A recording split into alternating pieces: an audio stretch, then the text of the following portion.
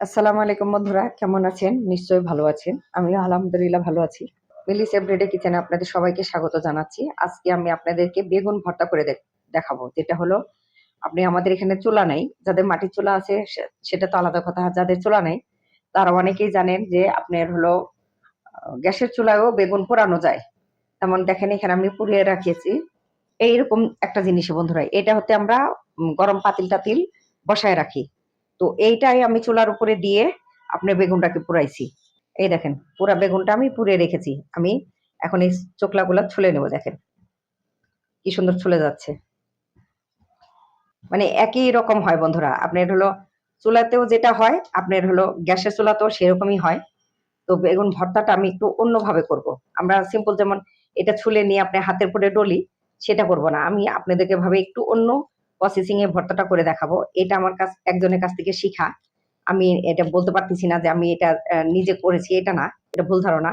আমি হলো একজনের কাছ থেকে শিখেছি যে বেগুন ভর্তাটা এই স্টেপে করলে অনেক স্বাদ হয়। সেই জিনিসটাই আপনাদের সাথে আমি আজকে সত্যি শেয়ার করব। দেখেন। এটা আমি পুরাটা ছুলে নিচ্ছি। দেখেন। আর কি সুন্দর উঠে আসছে। এটা কিন্তু ঠান্ডা করে আপনাকে ছুলতে হবে বন্ধুরা। আপনি যদি সাথে ছুলতে যান তাহলে এখানে সমস্ত মাংসটা, এটা যে ভিতরে ইয়াটা, এটা পুরাটা উঠে আসবে। দেখেন আমি আলাদা করে নিলাম। এখন আমি এটাকে একটু সাইডে রাখতেছি, রেখে আমি ময়লাগুলো ফেলে নিচ্ছি। এ দেখেন ফেলে দিয়েছি। এখন আমাকে দেখেন এটা আমি এখন এটা এভাবেও করতে পারেন। আপনাদের যাদের পছন্দ যে না আপনি ওইভাবে করবেন না এইভাবে করবেন, সেটা হলো আপনার আলাদা ব্যাপার। এটা করলে এইভাবে করলে আপনি শুকনা মরিচটা সর্ষের তেলের উপর ভেজে নেবেন। নিয়ে পেঁয়াজটাকে ভাজবেন, একটু রসুন দিয়ে ভেজে নেবেন। নিয়ে তারপরে চটকায় করবেন। দেখেন এটা দেখে আমার এখনই ভর্তা খেতে মন চাচ্ছে, কিন্তু এটা আমি এইভাবে খাবো না, একটু অন্য প্রসেসিং এ করবো। সেজন্য আমি এটাকে আপনাদের সামনে দেখাচ্ছি যে এটা এইভাবেও করা যায়, ওইভাবেও করা যায়। দুই প্রসেসিং এ করা যাবে। এখানে দেখেন সর্ষের তেল দিয়েছি কড়াইতে। সর্ষের তেল দেওয়ার পরে বন্ধুরা এখন আমি এটার মধ্যে দিব পেঁয়াজ। আর অনেকক্ষণ হয়েছে, তেলটা ইয়ে হয়ে গেছে, এজন্য একটু ছাঁট করে উঠবে। দেখেন পেঁয়াজ কুচিটা দিয়ে দিলাম। এখানে একটা বড় সাইজের একটা পেঁয়াজ আছে, কুচি করে দিয়েছি। এটাকে আমি এখন নাড়বো। দিয়ে আমি একটু দিব দুইটা কাঁচামরিচ দিয়ে দিব। খুব বেশি দিব না, কারণ এখানে শুকনো মরিচ আপনার পড়বে, ইউজ হবে এখানে। কাঁচামরিচটা আমি দিতেছি ফ্লেভারের জন্য। দেখেন বন্ধুরা আমি ফ্রিজে রাখছিলাম, একদম বোটা ছাড়িয়ে সুন্দর করে ধুয়ে বক্সে করে আমি রেখে দিয়েছিলাম। এই দেখেন এভাবে আপনার সংরক্ষণ করবেন। বাজার থেকে নিয়ে এসে আপনি এমনি রাখবেন না, সমস্ত বোটা ফেলে দিবেন। এই যে বোটা ফেলে ধুয়ে আপনি পানিটা ঝরাই নিয়ে বক্সের মধ্যে করে ফ্রিজে রেখে দিবেন নর্মালে। এখন যেহেতু ঠান্ডা অনেকটা বন্ধুরা, এই জন্য ফ্রিজে নর্মালেও আপনার জমে যাচ্ছে।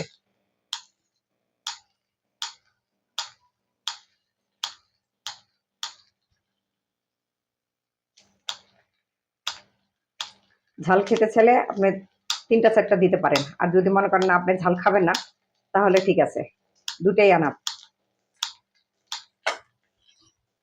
দিয়ে দিলাম। এর সাথে দিব আমি চিলি ফ্লেক্স।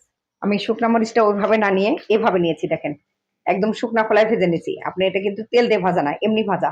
আমি এমনি একটুখানি দিয়ে দিচ্ছি। দেখেন দিয়ে দিলাম। কালারটা অন্যরকম হবে। দেখেন সর্ষের তেলে দেখে মানে বুঝতে পারতেছেন না, একটু অন্যরকম হয়েছে। এরপরে দিব আমি একটু রসুন বাটা। যেহেতু রসুনটা কুচি করে দিলে হতো, কিন্তু সেখানে কুচি করে নিয়ে আমি একটুখানি রসুন রেখেছিলাম, সেই রসুনটা একটুখানি দিয়ে দিলাম। আদা দিব না বন্ধুরা, শুধুমাত্র রসুনটা দিব একটা ফ্লেভার আনার জন্য। বললাম না যে এই ভর্তাটা অন্যভাবেও করা যায়, সেটা আমি করতেছি আপনাদের সামনে। দেখেন ভর্তা তো সবসময় এক প্রসেসিং এ খাই, একটু ডিফারেন্স করে খাই বন্ধুরা। দেখেন কিরকম লাগে। এরপরে দিয়ে দেবো আপনার এখানে একটা টমেটো কুচি করে রেখেছিলাম। এই দেখেন এখানে একটা টমেটো ছিল, আমি কুচি করে রেখেছিলাম, সেই টমেটোটা দিয়ে দিলাম। এখন আমি একে না এটার সাথে নাড়াচাড়া করবো। বন্ধুরা সুন্দর একটা ফ্লেভার আসতেছে, যেহেতু রসুন আছে। কয় পাগলা খাবি কি রে, ঝাঁজে মরে যাবি। দিয়ে দেবো একটুখানি লবণ। দেখেন অল্প একটু লবণ দিয়েছি আমি। এখন এটা একটু মজে যাক, সুন্দর মানে সত্যি বন্ধুরা যেটা বলে একটা অসাধারণ ফ্লেভার আসতেছে। এরপরে দিয়ে দেবো আপনার এই যে বেগুনটাকে। এই দেখেন বেগুনটা আমি দিয়ে দিচ্ছি। একটা বড় সাইজের বেগুন বন্ধুরা, আমি আগেই বলেছি যে একটা বড় সাইজের বেগুন নিয়েছি, কারণ ছোট বেগুন নিলে মনে করেন দুইজনে বেশি খাওয়া যাবে না, একটা বড় সাইজের বেগুন নিলে 5-6 জন খাওয়া যায়। আর ভর্তা বন্ধুরা সবাই কম বেশি পছন্দ করে, ভর্তা পছন্দ করে না এমন কেউ নেই।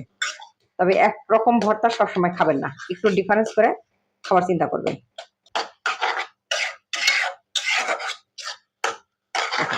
আহা হা, আহা হা, কি সুন্দর।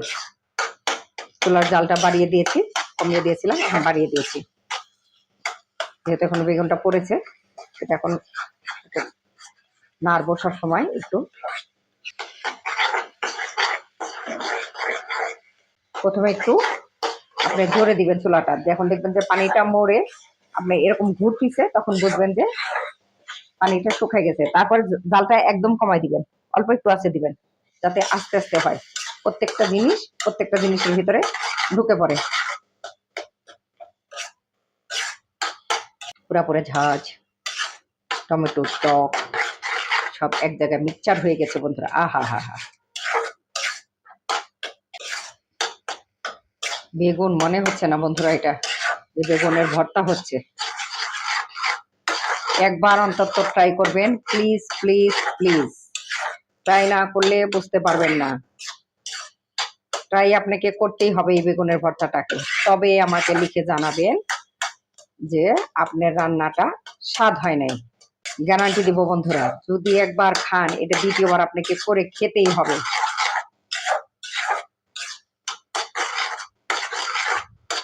তো বন্ধুরা আমাকে 1 মিনিট সময় দেন, 1 মিনিট আমি এভাবে নাড়ি, নাহলে ভিডিওটা লম্বা হয়ে গেলে আপনারা বিরক্ত হয়ে যাবেন।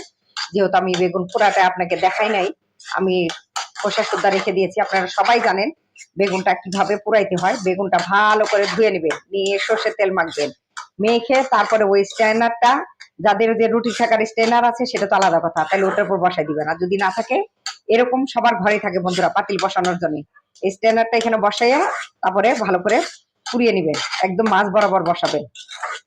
1 মিনিট পরে ফিরে আসতেছি বন্ধুরা। ফিরে আসলাম বন্ধুরা 1 মিনিট পরে। দেখেন আমি অল টাইম এটাকে নেড়েছি, আর না নাড়লে আপনার হলো নিচে লেগে যাবে। দেখেন একদম উঠে আসতেছে, এই দেখেন, এতে বোঝা যায় এটা হয়ে গেছে। তাই এর মধ্যে বন্ধুরা আমি আরেকটু চিলি ফ্লেক্স অ্যাড করতেছি, দেখেন একটু ঝালের জন্য। এই ভর্তাটা আমার ছেলে মেয়ে খাবে না, এটা তো বললে লাভ নেই, আপনারা জানেন যে আমি বলি আমার ছেলে এগুলা এই জাতীয় খাবার পছন্দ করে না, আমার মেয়েও এগুলা থেকে অনেকটা দূরে থাকবে। তো সেজন্য ঝালটা আমি আবার একটু পছন্দ করি, ভর্তাটা একটু ঝাল না হলে ভালো লাগে না, সেজন্য একটু চিলি ফ্লেক্স দিলাম। আপনারাও একটুখানি দিন। আর কেউ যদি মনে করেন যে না একটু হলুদ দিবেন, সেটাও দিতে পারেন, কোনো সমস্যা না, কিন্তু হলুদটা ভালো লাগে না, সেজন্য আমি দিব না। এখন আমি দিয়ে দিতেছি আপনার ধনেপাতা, ধনেপাতাটা দিয়ে দিলাম। এখন আমি একে নাড়বো আবার। তার মানে হয়ে গেছে বন্ধুরা, ভর্তাটা অলমোস্ট ডান। দেখেন এটার সাথে ধনেপাতাটা মিশাতে যেটুকু সময় লাগে।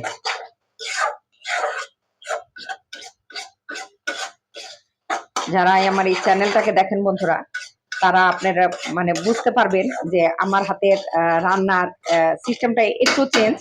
আমি এটা অহংকার করতেছি না, বলতেছি আর যে সবার সাথে আমার রান্নায় একটু ডিফারেন্স আছে। আপনারা যতগুলা রান্না আমার চ্যানেলে দেখেছেন, প্রত্যেকটা রান্নায় আপনারা খেয়াল করে দেখবেন পার্ট বাই পার্ট যে হলো অন্যদের তুলনায় আমার একটু ডিফারেন্স আছে। তো এটা আসলে একটু ডিফারেন্স করে করাটাই ভালো। অনেকে ভর্তা দেখবেন এভাবেই করে, একরকম করে করে, তো একরকম ভর্তা বন্ধুরা সবাই জানে করতে। তা আমি যদি একটু এটা চেঞ্জ করে করি, দেখবেন অনেক মানে মানুষ আছে যারা একটু নতুনত্ব খোঁজে, তো এটা সেরকম হবে একটা।